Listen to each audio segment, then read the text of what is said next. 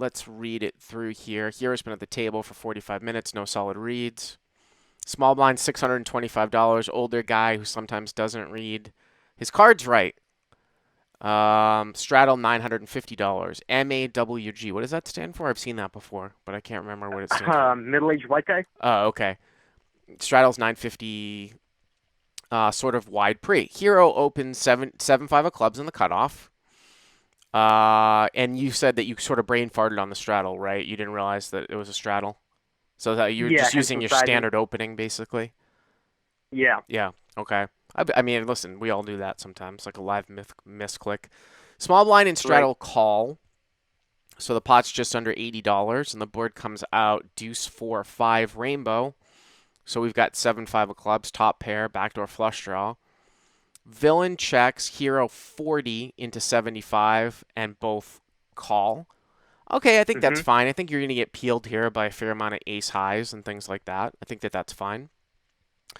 Um, so now the pot is what, right around 200, right? Yeah. Something like that. So Yep. now the turn is a 5. So you've got trip Yep. 5, so it's deuce 4 5 5. Check to you. I would bet pretty small here because I still want to get called by like the ace highs. Because when you start to think about like what these guys are calling you with down, I mean, you made a pretty small raise. Now, I'm not saying that people might not necessarily. I mean, at this level, you're not always getting three bet by like eights and nines and things like that. But I just think it's more often that they have hands like ace high, you know, ace four, and if they do have a five, they basically have you beat, right? I might Yeah. bet pretty small here. I might bet 75 into 200 here. So I might choose a small sizing because you bet 140, and I just feel like I don't know what types of hands are you trying to target here betting 140 into 200. That's a pretty big bet. Although your bet does look a little bit bluffy because of the fact that a lot of people will check through this turn. But in all honesty, like how often do you see people really actually bluff here for 140? What do you think? What are you trying to get called here when you bet 140 when it gets checked to you? True. I felt like there were a lot of middling pairs in both of their ranges. So I guess anything from 6-6 through 9-9, maybe even 10-10. I think those are there. Mm-hmm. Uh, the small blind, maybe even the straddle, they might have some sort of weird straight draw as well. Um, so, I mean, that's why I posed it because I kind of wasn't thinking it through all the way, but I figured I would just try to max out on value against those. So you check hero bets 140, small blind calls, and straddle raises to $360. I got to be honest. So here's the thing with this turn. This is sort of interesting. That actually should allow you to, I feel like, escape this hand. You bet a huge sizing on the turn, right? This is quite an Yeah. interesting hand when you make trips. Hopefully everybody can see this along. Though, yeah, everyone can see this. So you bet a big sizing on the turn. Small blind calls. And now the straddle raises. I would just fold now, and I would fold pretty easily. You have the like, even though you have trip fives, you don't beat any other five here. The straddle could be like completing with a hand like king five or queen five, but and then you also have to deal with the small blind too, who could be sandbagging something as well, like deuces fours. I think it's actually a relatively easy fold now on the turn, especially now that the small blind calls. Even if the small blind had folded, I might Hmm. even consider folding. It really depends on what the straddle is. Now I'm looking ahead.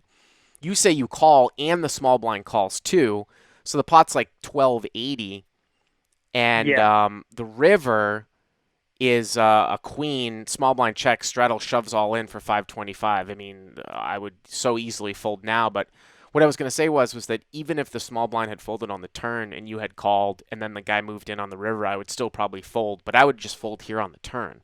You've got the small blind in the hand. It's just really hard. You're betting 140 on the turn. The small blind's calling, and now this guy's check raising you and the small blind. There's no way 7-5 can be good. I mean, it might end up being that way, but if I got to the river, I would definitely fold, but I would probably fold the turn.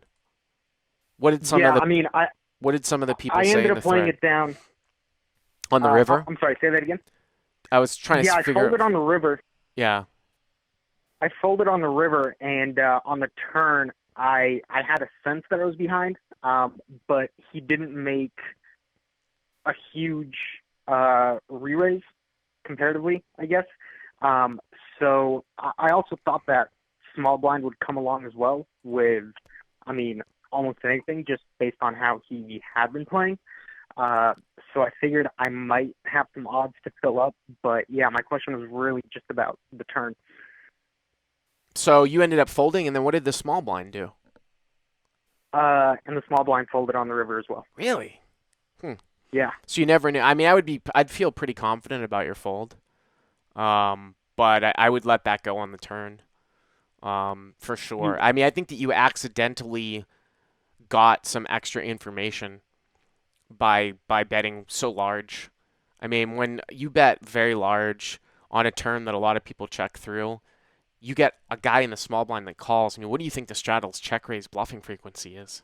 Versus a guy who's raised pre-flop, bet that turn, had a small blind call in between.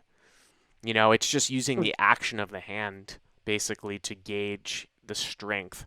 I mean, unless the guy's a crazy maniac, but it doesn't sound like that from any given to subscription. No. I don't think he was crazy, and I mean, I basically figured I was behind on the turn, but I was getting about like 3.7 to one, and still have money behind. So I figured, I don't know, if I happen to get lucky on the river, then it might work out in the situation.